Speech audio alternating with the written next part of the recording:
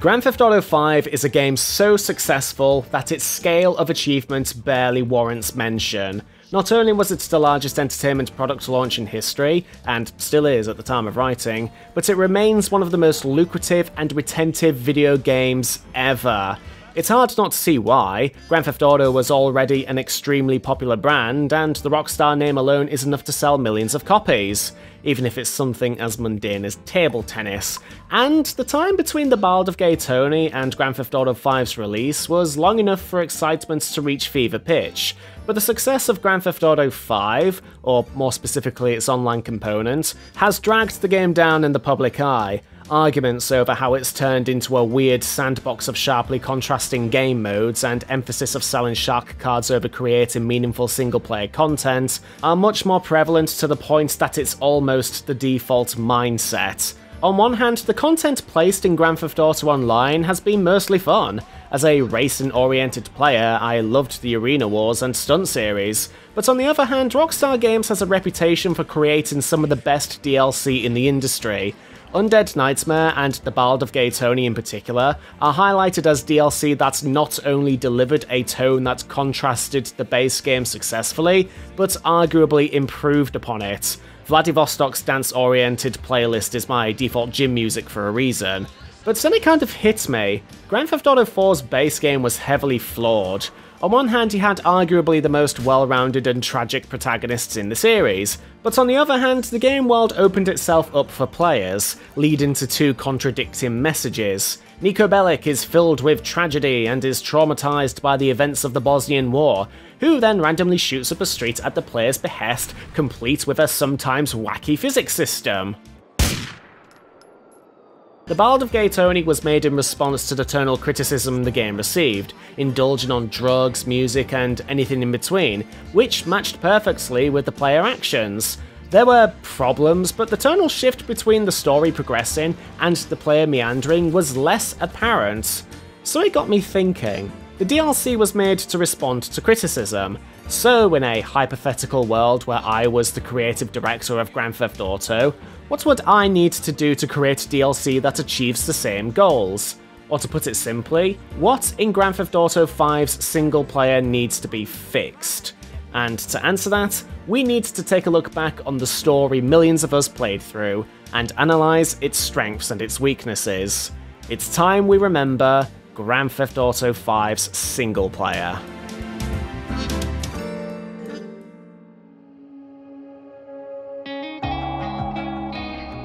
If there's anything I lament about the 7th generation era, is that while games certainly looked prettier in comparison to the 6th generation, content felt like it was being lost with newer releases. Emphasis on graphical technology started to overtake level design on the priority ladder, and the end results were mostly mixed. On one hand, you had fantastic games that would take advantage of the new technology and breathing space gained from the generation leap, but on the other hand, it ushered in the era of the 4-hour AAA video game.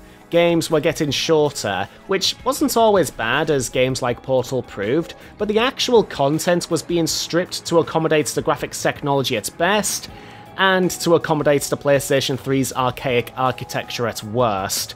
Grand Theft Auto 4 would be a great poster child for this sort of leap, and the game is a microcosm for some of the best and worst traits the industry adopted. What was good was that, graphically at the time, Grand Theft Auto 4 was a phenomenal looking game, and a great showcase for the Rockstar advanced game engine. Niko Bellic's character writing was excellent, and the game immediately became the technological benchmark despite being released in 2008. On the other hand, aside from the aforementioned gameplay and tonal shifts, it was a complete misery to look at. It was rare to find anything truly colourful in the world of Liberty City that wasn't brown, grey, or anything in between, and while a lot of useless features from San Andreas were taken away, the world itself felt surprisingly small in scale. It was well received upon release, but over time, gameplay mechanics and decisions like the infamous bowling minigame started to cloud its overall reception. I said that the game was a microcosm for what the industry was striving for, and one of the things it was certainly trying to do was be more accepted as art, reflective of the complexities and mundanities of the modern world. The problem is that if done unsuccessfully, its presentation can inadvertently deliver a different message, or worse, no message at all. Grand Theft Auto 4 was akin to the awkward teenage transitioning years, where you've figured out what you sort of want to do in life and want to be mature, without really acknowledging what maturity constitutes. I'd make an argument that Red Dead Redemption was the game that successfully signified a mature Rockstar Games, able to deliver games that could be considered high art, that could tackle themes, without sacrificing the game part of the video game. But Rockstar and their parent company Take-Two Interactive are still companies, and companies like money, and the best way to guarantee money is to use an established brand. Grand Theft Auto was Rockstar's tentpole franchise, so it made sense to incorporate the lessons learned from designing Grand Theft Auto 4 and Red Dead, and perfect it. Gameplay would be reworked mechanically and aimed towards being fun and responsive, while the story would be written to suit the world and be renowned for years to come. To generalise, the gameplay is entertaining and a lot of fun, and as for the story, it's interesting, to say the least. Let me try to explain, and I'll start with the characters. If the writing team of Dan Houser, Rupert Humphreys, and Michael Unsworth are great at, it's that the dialogue manages to reveal or reinforce a character's opinion, thoughts, or positions on certain situations without always explicitly saying such to the audience. Anyone who has played the campaign to Red Dead Redemption 2 can testify that the dialogue has very minimal exposition, because the emotions of the characters, in addition to their traits, are conveyed through its elegant use of words. The long-term character progression uses the game's length to its advantage, to have character development feel much more smooth and natural, perfectly exemplified by Dutch van der Linde. Grand Theft Auto 5 takes on mostly the same approach. It's less about the characters spouting exposition, unless it is truly necessary, and more about them exhibiting their feelings and thoughts through dialogue that feels more natural. There are certain moments where it falls flat, as is the case of a game as gargantuan as this, like Trevor rendering the political commentary of the torture scene moot by simply explaining his opinion on the matter, but for one of those, there's more argumentative banter between Michael and Trevor, more father-son moments between Michael and Franklin trying to find normalcy in a world full of irrational people. Los Santos is a melting pot of detailed and unstable influential figures, to the point that going on a Lassie-esque adventure with a dog is probably the most normal, down-to-earth thing that happens in the game. I can't believe I'm getting smart-talked by a fucking dog. The reason why this sort of presentation weirdly works is a simple change in how the game treats its antagonists. Its villains, not to be confused with antagonists, are simply pieces of a larger story at play, whereas in previous Grand Theft Auto games they had a much more looming presence. Grand Theft Auto 4 had Dmitry Raskolov as a dangling thread throughout the vast majority of the game, and a secondary major antagonist by the name of Ray Bulgarin has a prominent appearance, before shifting into the role of main antagonist in the Ballad of Gay Tony. The main antagonists are not the villains in the game. They are, in fact, the three playable characters, as Michael and Trevor continuously do things that gets them more and more into trouble, in addition to their self-destructive personalities, and Franklin's inability to say no, combined with his own immaturity, ropes him more and more dangerously into a complex crime web, despite being self-aware on the matter.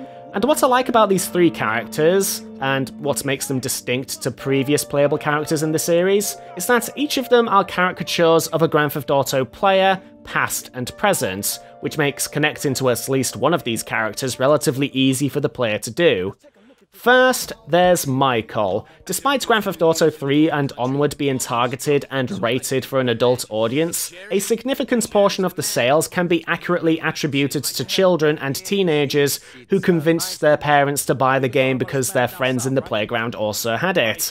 It was certainly my first exposure to the franchise, specifically Vice City when I was 11, and by the time Grand Theft Auto 5 was released, we would have likely reached our early to mid-20s, with the scary adult world arriving for us. Michael is a man who wants to recapture his youth and live with more excitement, but is bogged down by responsibilities hitting him in several directions. One responsibility is raising a family, which can be exceedingly difficult already, if it wasn't compounded with the fact that the rebellious nature of his admittedly shallow young adult children creates an extremely toxic relationship. Raising a child is hard, but responsibilities in adulthood are harder. Regardless if you enter the workforce or go to university, you are entering a scary world with fewer safety nets, and that can be extremely terrifying. It was certainly a contributing factor to a year-long depression phase I went through, because that independence was as equally as terrifying as it was liberating. In many ways, we can relate to Michael. Maybe not on the family front, but in a life crisis kind of way. Grand Theft Auto 5 is an entertaining experience full of joy and violence, and the fact that some of the highlights of the game give Michael a rush makes him a little more human. It's that desire of violence, explosive destruction, or any kind of thrill that leads Michael down a path that would indebt him to a crime lord, lose his own family, and eventually have to deal with the consequences that come with it. Next, there is Franklin. Franklin is the most normal out of the three playable characters on account of his backstory not dipping into dirty deeds with the federal authorities, and not suffering from psychological issues. That's not to say that he doesn't suffer issues. It's implied through the character actions when switching from one playable character to the other that Franklin is a depressed or lonely individual. It makes sense, considering his ex-girlfriend makes several appearances, either physically or through other communication methods, and his first thoughts or interaction turns towards trying to win her back. He does eventually learn to live with it, which does go hand in hand with another part of his development that I'll get to later in the video.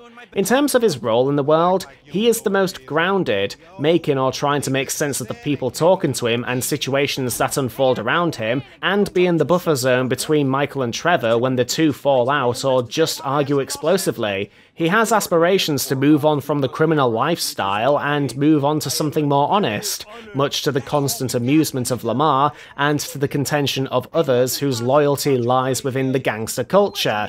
But he doesn't, because he has no initiative. He aptly describes himself when being screwed over for money, saying, I boost cars and pop motherfuckers. Maturity is not really my fucking thing. But he is a Grand Theft Auto character archetype in some way. Ever notice in most Grand Theft Auto games that the main characters are more or less pushed or ordered to conduct business by a chosen third party until maybe the last few missions? For some characters, like Louis Lopez from the Ballad of Gay Tony, it makes sense because the actions tie back to his employer's interests. But a lot of the time the games boil down to the protagonist becoming a whipping boy, if not explicitly, then certainly implicitly. Franklin isn't tied to an employer. In fact, he gets fired very early in the game, but he doesn't have any initiative. He's content with work coming to him without making any real attempt to seek it out, and thus is easy to manipulate. He's comfortable with this routine, even refusing to leave town at Michael's request, even if it would be more beneficial. Finally, there is Trevor, and if you wanted the perfect caricature for what activists, politicians, and lawyers like Jack Thompson were trying to paint when Grand Theft Auto was more controversial than war, Trevor Phillips would precisely be it. He is a violent psychopath prone to outbursts towards anyone around him, even getting scarily close to inflicting harm on Franklin just because they laughed at him for tripping over a fence. One of the first kills he completes is a savage stomping of Johnny Klabitz, brutal to the point that a piece of their brain gets stuck to his shoe. He's also incredibly impulsive, often deciding to do something just because he feels like it, or is having a bad day. If it wasn't for Trevor wanting to take part in Lamar's drug deal, Grove Street might have had less to clean up, albeit Lamar and Franklin would be out of money and with a big block of drywall, indicating that Trevor is at least incredibly perceptive. The marketing described Trevor as someone you would be best off not knowing much about, but like the other characters, there is something much more rooted in him than we are to believe. For starters, he has a clear hierarchy for what he loves and what he hates. To put it politely, he takes glee in violence, but not as much as to justify completely following the orders of authority figures. He has a particular distaste of authority and military, to the point that he would put aside his differences if it meant he could screw them over. A particular target for his ire and illegal operations, and one that's a constant throughout the game, is Merryweather, a private military company. He attempts to rob them multiple times in mad ways before his recklessness ends up painting a target on Michael and Franklin's back. But there's a strange sense of humanity towards Trevor that makes his psychotic behaviour almost human, in a way. He comes across as the most brutally honest person in the entire game, albeit using the textbook definition of brutal sometimes, especially towards Michael. He's someone who doesn't lie and doesn't take lies well, which is one of the root causes of his erratic behaviour. After all, if everyone you have ever known has lied or mistreated you, you'd think the entire world is against you. Despite the homicidal nature, he does care and love people, even if it's in his strange, deeply disturbing way. Even when he has a giant falling out with Michael, he is willing to put aside his presence to help Franklin, and even then he still cares deeply about Michael and his family. Hell, he was the one to push Michael into saving their daughter Tracy from being completely humiliated in this world's equivalent of America's Got Talent. It's actually really interesting seeing how he truly feels, especially when you consider that he's someone who isn't open to lying. And I want to demonstrate this by taking a look at one of the pivotal points in the game. At this point, the secret is out that Brad, the third robber that got shot in the prologue, is actually dead and is sitting in Michael's grave. He hops on a plane back to North Yankton to see for himself, not wanting to hear from Michael's lies. And the exchange between the two over Brad's body is weirdly tragic, in a way. Michael and Trevor are deeply upset at each other and themselves, and yet they do deeply care about each other. There was an opportunity to kill each other right here and then, but they both know each other is right, but cannot accept it. It is arguably the most sincere moment in the entire game, especially when you consider the fact that this is an extremely irrational world. But it's a moment that is tainted by what comes immediately afterward. Hey, get the boyfriend! You see, there are two ways you can interpret this story, and the result is that there's two conflicting results. On one hand, you have this wonderful character study between the ego, the superego, and the id, where it becomes clear that the toxic relationship drives the narrative further and further into bloodshed, which spills into their personal lives. It's a dynamic that has a natural progression, and their conflicting natures and relationships make it extremely compelling, as Trevor deals with betrayal, Michael deals with the consequences of his own actions, all while Franklin descends further and further into a lucrative but dangerous world, while taming the emotions of Michael and Trevor. If you are surprised and confused as to why I kind of like the story, it's because I'm seeing it through this particular lens. Because on the other hand, you have the actual events that take place, the grander story that you're going through, which is arguably your default mode of absorbing any narrative.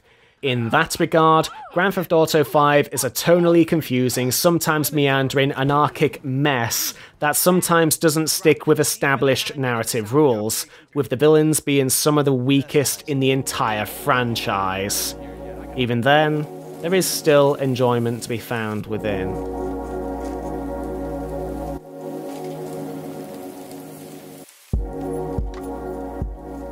Los Santos and Blaine County is arguably one of the best open worlds I've played in. Whilst there are other games like Nier Automata and Horizon Zero Dawn that arguably have better design in both storytelling and visuals, Grand Theft Auto 5 is able to make mundane, everyday cities not only believable, but a joy to explore and travel in. There are a lot of times where just leaving the missions and in-game activities alone is welcoming, with the first-person camera that was added in the PlayStation 4, Xbox One and PC versions, adding this weirdly relaxing charm on top.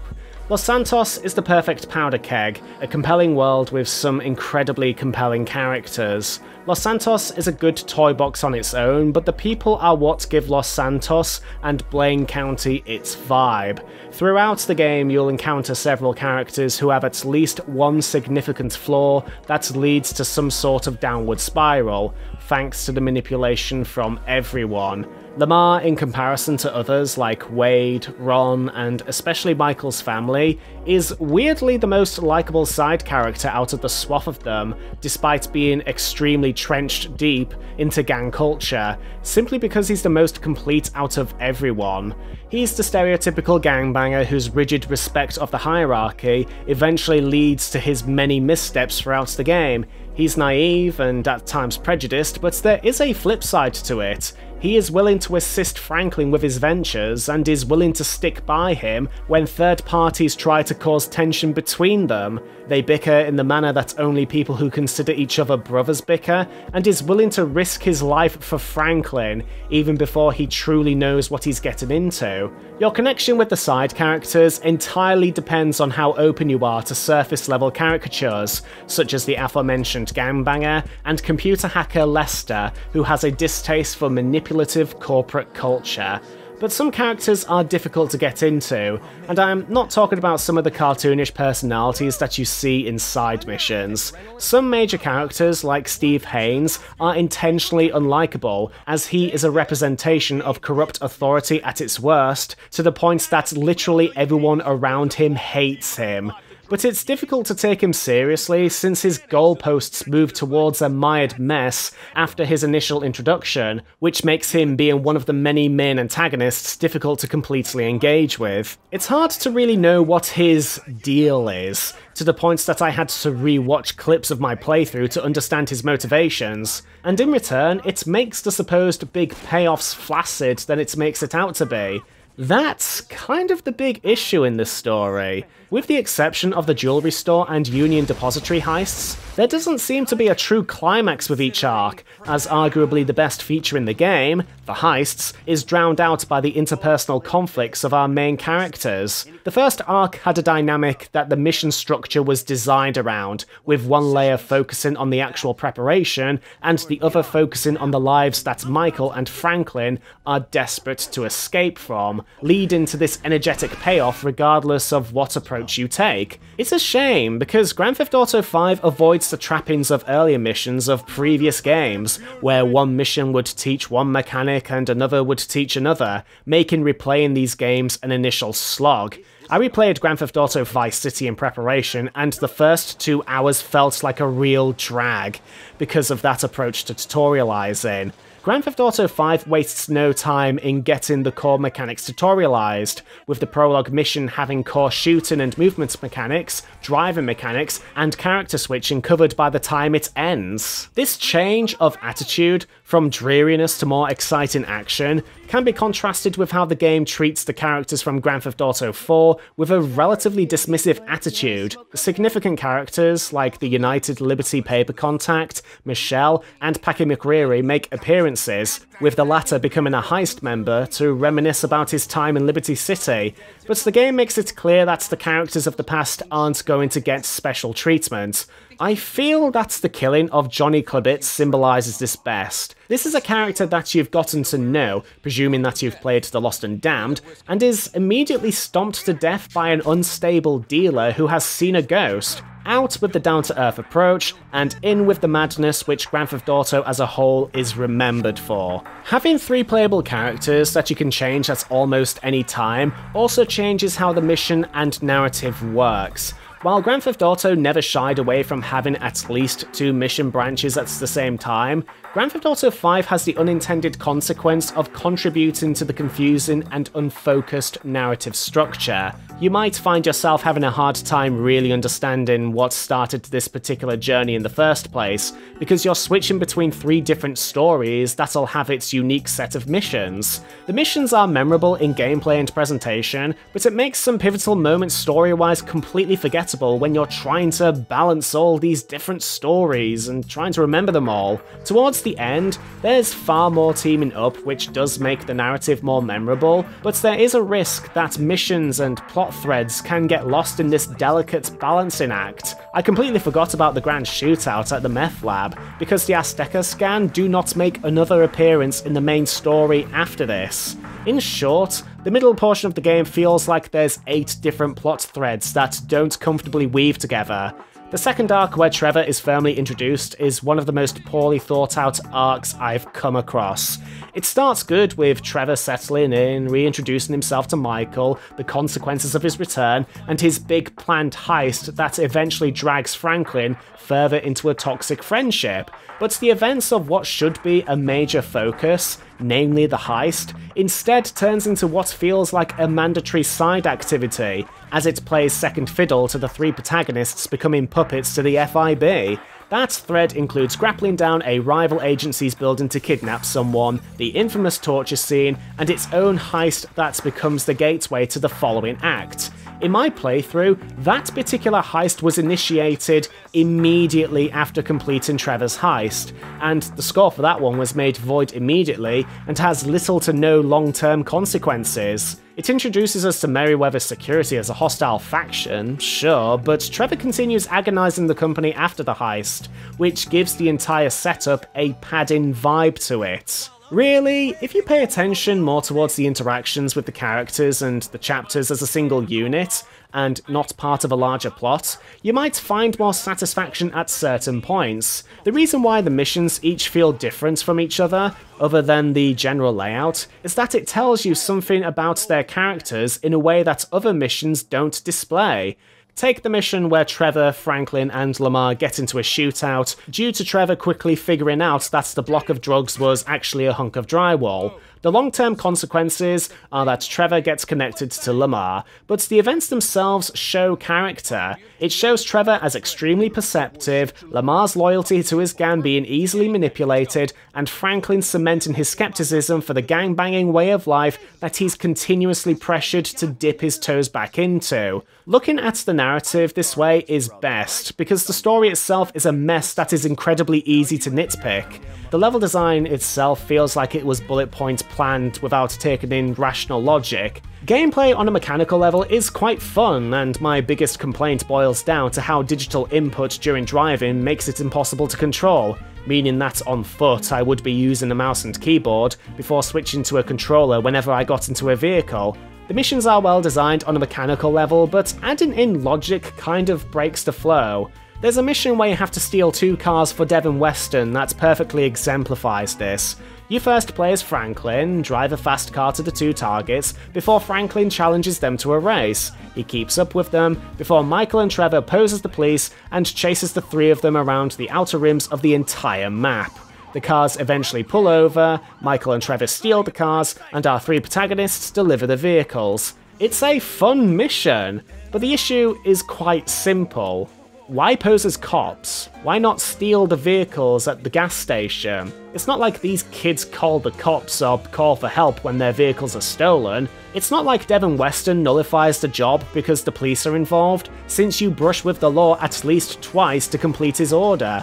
There are dozens of examples of this sort of logic breaking, and while it is certainly satisfying in terms of gameplay and the character interactions are interesting, it doesn't change how strangely inefficient this method of theft is. There's a sense of half-heartedness to how gameplay and story weld together, not in a ludonarrative dissonance sense, since, fortunately, the character and player actions go hand in hand, but in just how poorly thought out the complete package feels at times.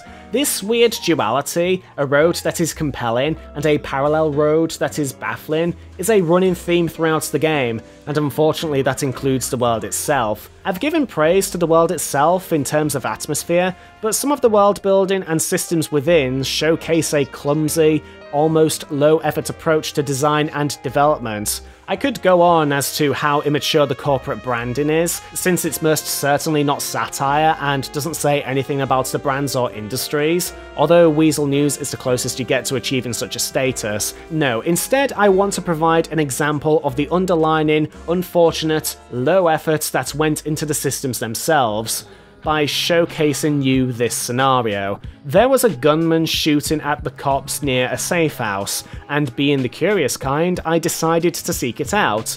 From within that situation, You don't exist. The gunman doesn't acknowledge you, the police don't warn you to stay away, and worst of all, when you take down the gunman using only your fists, the game treats it like you've committed a crime. This isn't by far a persistent issue, but it is a microcosm of how thoroughly not thought out the game is. It got its setting right, it got the environments right, it's got the atmosphere right, it got the mechanics right, and it's got the main playable characters right. But, as is typical in Grand Theft Auto games, there is a big bad that the protagonists have to overcome, and bring the story to a conclusion. Unfortunately, those villains end up being one heavy anchor that stopped the game from being something truly spectacular.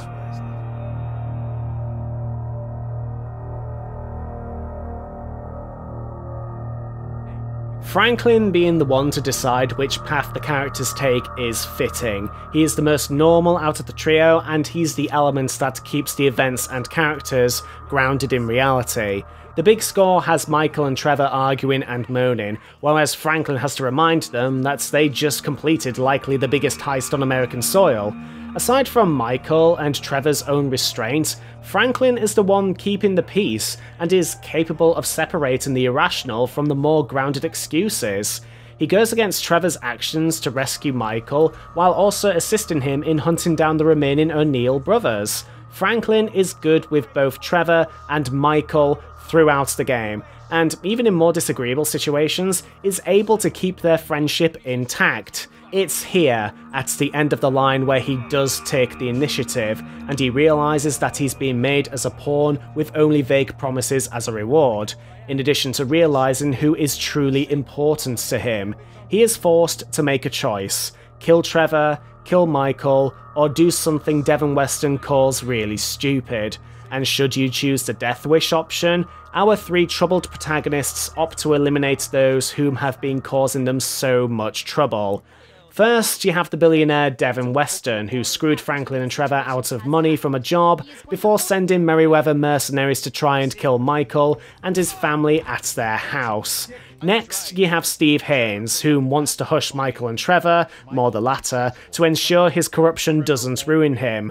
Next, you have Wei Cheng, whom is hunting Trevor and kidnapped Michael back in North Yankton. And finally, you have Stretch, whom has repeatedly set Lamar and Franklin up to try and get them killed. The only antagonist to walk away relatively unscathed is Marta Madrazo, but he's shown willingness to leave the protagonists alone without continuous pressure. Once the debt is paid, it's sorted, going so far as to tell Trevor that he'll make the best of efforts to avoid him, despite the latter kidnapping and falling in love with his wife. He is more or less a declawed kitten rather than a crime family boss, whereas the others are willing to continue their pursuit of their demise. Here is the issue. Most of the antagonists haven't really built themselves up to be a looming threat, which is a stark contrast to how previous Grand Theft Auto games have handled their villains. Number 3 had Catalina, whom was introduced at the start. Vice City had Sonny Forelli and Lance Vance, whom are constant presences. San Andreas had Frank Tenpenny, and I've already mentioned Dmitry Rascalov. Each appeared as a major presence relatively early in the game and are core tenants throughout. To put Grand Theft Auto 5 in perspective, Stretch, the gangster that sets Lamar and Franklin up.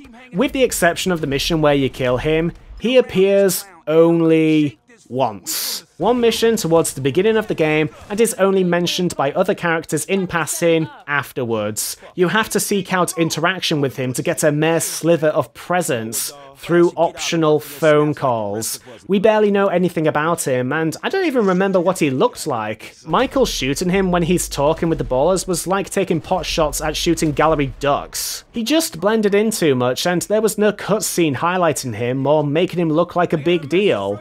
Wei Cheng has a bit more presence, but it's equally not great. His son appears on his behalf at the start of the game, and it's not until Trevor leaves Michael in North Yankton that we see the Chinese again. That's a double-digit amount of hours between those two events. To put it politely, I can understand why Merryweather is a potential threat. I can see why Steve Haines and his drama are a threat. We've had brushes with them several times, whereas the Triads only appear a small handful of times, to the point that you could count them with one hand. And keep in mind that a casual playstyle can make the campaign take over 30 hours to complete. A lot of story beats happen in the space between your encounters, to the point that you'd be forgiven for forgetting the Triads existed. As for Devon Weston, he's the closest the game has to a main antagonist. Billionaire with a stake in Merryweather, able to manipulate Franklin to do his bidding without paying him, and he sends his goons to kill Michael and his family at their house at one point. He is unredeemable, but also barely present to the point that you could sometimes forget he exists. He's absent for a significant amount of time, leaving the city after you deliver one of his requested cars. He later reappears to take Michael's film, meaning that between him leaving and coming back, the main characters have robbed a bank and escaped using heavy armor and a minigun, kidnapped Martin Madrazo's wife and brought her back, reunited Michael's family, robbed a train, robbed a cargo plane in the sky, broken into the FIB headquarters and escaped. Trevor and Michael go into North Yankton to discover the truth before Franklin rescues Michael from the Triads, and decided to break into the Union Depository. That's a lot of significant events in both story and gameplay to take place in his absence, meaning that your original interactions with Devon Weston more or less become a haze. All he did when he returned was try to steal Michael's credited film, then try to kill him and his family when that failed. After that, he doesn't return until Franklin's final decision, immediately after the Union Depository heist.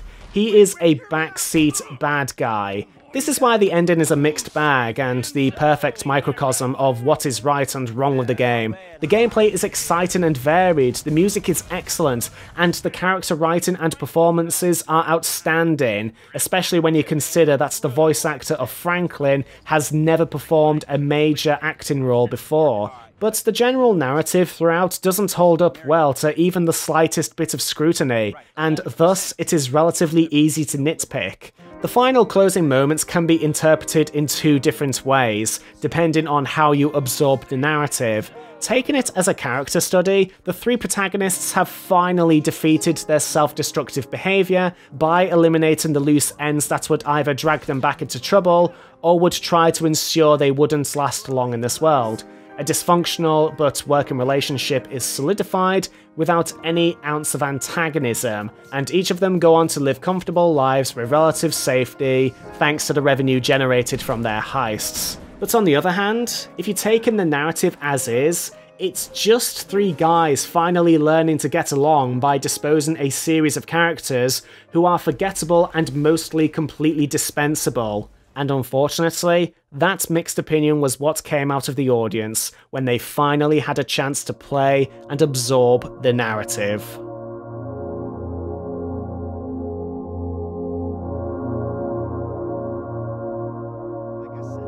At the beginning of the video, I posed the question of what needed to be fixed in hypothetical future DLC for Grand Theft Auto 5, and I know that by now it's turned into a video on how you can enjoy the story in this game. The reason why is because I do believe it's the only thing truly wrong with this game. That difference between looking at the narrative is the core component between an enjoyable, engaging experience to one where you could easily get confused or completely disconnected.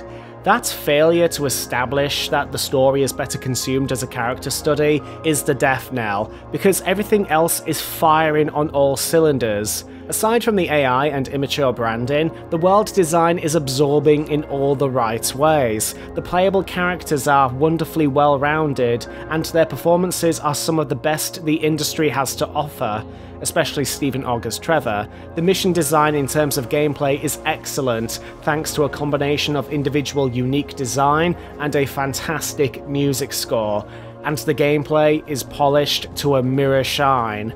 I found a way to like the story in Grand Theft Auto 5 in the end, and I found it really engaging. It's what Rockstar are clearly best at, character-driven games, because in the end you don't talk about the individual missions, or the side characters, or the situations you go through. You remember and talk about the three characters, because they are each memorable and engaging in their own way. But the difference between Grand Theft Auto 5 story and, say, Red Dead Redemption 2 story is that the latter game clearly established how that narrative should be ingested, whilst Grand Theft Auto 5 didn't.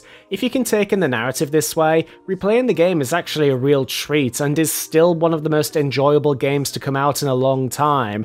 Its storytelling isn't trying to be deep, but it does look at the themes of self-destructive behaviour and the consequences of actions, even if they are well-meaning. Grand Theft Auto 5 made a lot of money and is still going to continue doing so, but the growing cynicism over the online components and the mixed feelings of the single player shouldn't overshadow what is a delightfully entertaining title.